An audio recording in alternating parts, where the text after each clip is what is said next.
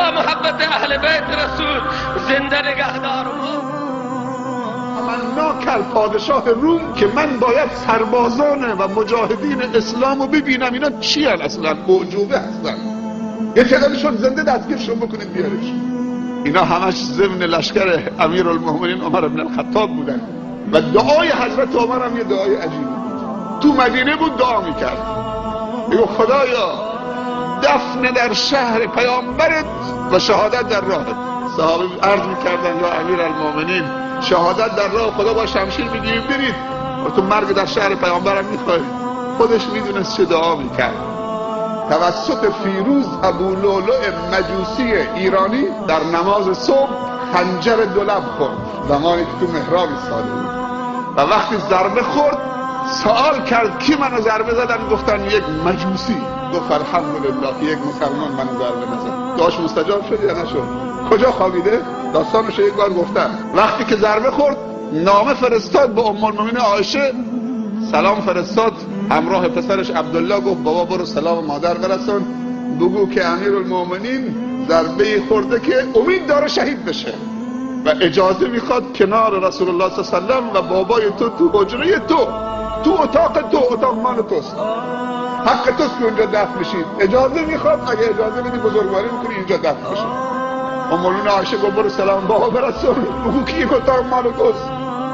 چون من شنیدم رسول الله صلی الله علیه و آله میرفت بیرون میگفت که من و ابوبکر و عمر رفتیم، من و ابوبکر و عمر آمدیم، من و ابوبکر و عمر فلان کار کردیم. این دوتا اسم از لبش نمیافت. تعدادی از سربازان رو گرفتن، از جمله عبدالله ابن حذافه بود. پادشاه روم گفت که برای من سجده کن.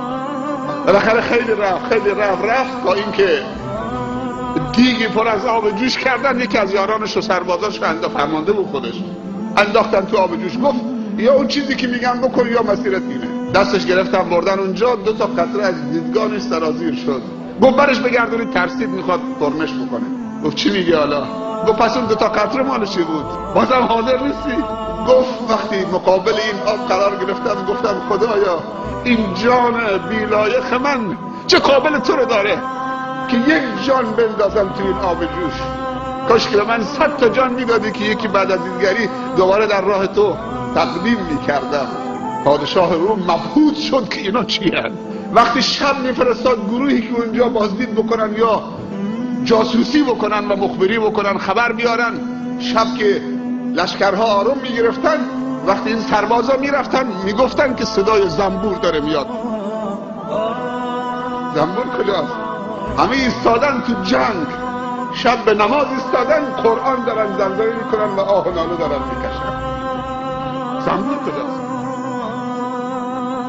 اصحاب پیغمبر علیه السلام، یاران پیغمبر اکرم صلی الله علیه و سلم، اهل بیت پیغمبر اکرم صلی الله علیه و سلم، اینها همه تزکیه شدند. پیغمبر اکرم صلی الله علیه و سلم اونها را تزکیه کردند. پیغمبر اکرم صلی الله علیه و سلم اصحاب، یاران و قوم خود را به صورتی درآوردند که از آلایش‌های دنیوی به دور بودند. شبها را با رکوع و با سجود به صبح میرساندند. هیچ وقت به طرف دنیا نرفتند. زهد و تقوا را به مثل پیغمبر اکرم صلی الله علیه و سلم اختیار کردند. اما خود پیغمبر هم علیه السلام رنج‌ها کشیدند، مشقت‌ها را تحمل کردند، مصائب را تحمل کردند برای این تزکیه اصحاب و برای تزکیه ملت خود و قوم خود. رنج‌ها کشیدند، مصائب را تحمل کردند. این تزکیه با آسانی به دست نیامد. دعاها کردند برای این امت و برای مؤمنین. اون دعایی که پیغمبر اکرم صلی الله علیه و سلم در حجة الوداع و آخرین حج پیغمبر اکرم صلی الله علیه و سلم برای این امت کردند، اون معروف و مشهور هست، همه میدانند. مسائل را در اونجا بیان فرمودند. در آخر میفرمایند الا هل بلغت، ای مؤمنین من مسائل را به شما رسوندم یا نرسوندم؟ همه شهادت دادند که شما امر خدا را و رسالت خدا را به ما رساندید و حق آن را هم ادا کردید. صحابه رسول الله کسانی هستند که قبل از این که خلقت شوند، قبل از این که به دنیا بیایند، الله چندین هزار سال قبل از این که اینها پا به عرصه وجود بگذارند تعریف آنها را در کتب سماوی سابق آورده است. چگونه انسانهایی به وجود آورد و چگونه رفتار کرد رسول الله. آیه‌ای که همیشه شما استماع می‌کنید از کلام ارزشمند خطبا و سخنرانان که پایه تعریف صحابه را از دید ربانی و از منهج آسمانی میخوان قرار بدن، که الله در اون آیه میفرماید اعوذ بالله من الشیطان الرجیم محمد رسول الله والذین معه اشداء علی الكفار رحماء بینهم الى آخر الآیه. این آیه در قرآن هست، منتها الله در قرآن میفرماید که در پایان بحث میفرماید ذلک مثلهم فی التورات. این مثال یاران رسول الله هست در تورات. و در ادامه میفرماید ذلك مثلهم في التوراة ومثلهم في الانجيل كزرع اخرج شطأه فآزره فاستغلظ فاستوى على سوقه يعجب الزراع. تعریف آنها را در انجیل می آورد، تعریف یاران رسول الله در تورات و انجیل و در قرآن.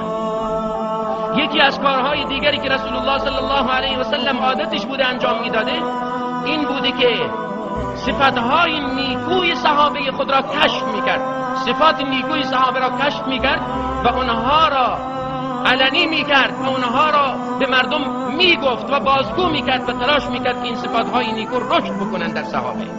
ما میبینیم که به سیدنا ابوبکر میفرماید که ای ابوبکر تو مثل ابراهیم هستی، سیدنا ابراهیم علی نبینا و علیه السلام. به سیدنا عمر میفرماید تو مثل نوح هستی، نبی خدا نوح علی نبینا و علیه السلام. به سیدنا عثمان میگه که او شخصی است که ملائکه ها از او حیا میکنند. به سیدنا علی میفرماید که تو نسبت به من همان نسبتی داری که هارون به موسی داشته. و همین موزگیری های صحابه و برنامه دقیق رسول الله سبب شد که یک جامعه تربیت بشود و افرادی تربیت بشوند که اونها یک جامعه بسیار شگفت‌انگیز، یک شهری بسیار قابل توجه، صفتهای عالی در اونها ایجاد بشود که ما امروزه بسیار اندک در بین خودمون میبینیم. فداکاری هایی رو از اونها میبینیم که تعجب میکنیم این فداکاری ها چگونه میشود که در یک سرباز ایجاد بشود. ما فداکاری های طلحه را شنیدیم در جنگ احد، اونجایی که 11 نفر از انصاری و طلحه تنها از مهاجر در دوروبر رسول الله بودند و صحابه هر کدوم جایی در حال جنگ بودند و گروه شده بودند و پراکنده، و مشرکین تصمیم گرفته بودند که رسول الله رو از میان بردارن به زعم خودشون در حالی که ایشان بسیار زخمی شده بودند. اما ما میبینیم که طلحه چه کارها اینجا انجام نمیده. رسول صلی الله علیه و سلم میفرماید چه کسی است که بره با این گروه هایی که دارن به طرف من حمله میکنن با اونها بجنگه و اونها را از من دور بکنه و همراه من در جنت باشه. سیدنا طلحه رضی الله عنه بلند میشه و میگه من یا رسول الله حاضرم. و رسول الله میفرماید تو بمان. و اون 11 انصاری که در کنار رسول الله هستن یکی پس از دیگری میرن و میجنگن و شهید میشن و در اثناء جنگیدن اونها و تا شهید شدنشان سیدنا طلحه فرصت پیدا میکنه که رسول الله رو یه ذره در دامنه کوه بالاتر ببره، در حالی که خود رسول الله توان بالاتر رفتن نداره، تا اینکه هر 11 نفر شهید میشن و سیدنا طلحه خود تک و تنها وارد میدان میشه و با گروهی از کفار میجنگد، خودش میجنگد. بعد از اینکه اونها رو متفرق میکنه میاد به رسول الله یه ذره بالاتر میبره، باز اونها میرسن، دوباره میره میجنگه. وقتی پراکنده میشن برای بالا بردن رسول الله اقدام میکنه و همینطور رسول الله رو به دامنه کوه بالا میبرد تا جایی که اصحاب میگن وقتی که ما تذکره روز احد را میکردیم به خاطرمان میآمد که اون روز طلحه بود. چگونه است که یارانی تربیت میشوند که زمانی که سردی شمشیر را بر فرق سر خود احساس میکنن به مانند سیدنا علی رضی الله عنه و ارضاه زمانی که سردی شمشیر را بر فرق مبارک خود احساس کرد فریاد زد که فزت و رب الکعبه، قسم به پروردگار کعبه که من رستگار شدم. انتظار میکشد شهادت را. فزت و رب الکعبه، به پروردگار کعبه قسم که من رستگار شدم. ربعی بن عامر رضی الله عنه و ارضا زمانی که با بزرگان ایران زمین مذاکره میکند به اونها میگوید که شما چه فکر کردید؟ من با قومی به سراغ شما آمدم که مردن برای اونها محبوب تر از مشروب خواری است که شما دوست میدارید. اینها افرادی هستند که تحت مراقبت ویژه رسول الله و تحت تأثیر سیره رسول الله تربیت میشن. قل هل يستوي الذين يعلمون والذين لا يعلمون إنما يتذكر أولو الألباب. بگو آیا کسانی که میدانند و کسانی که نمیدانند برابرند؟ همانا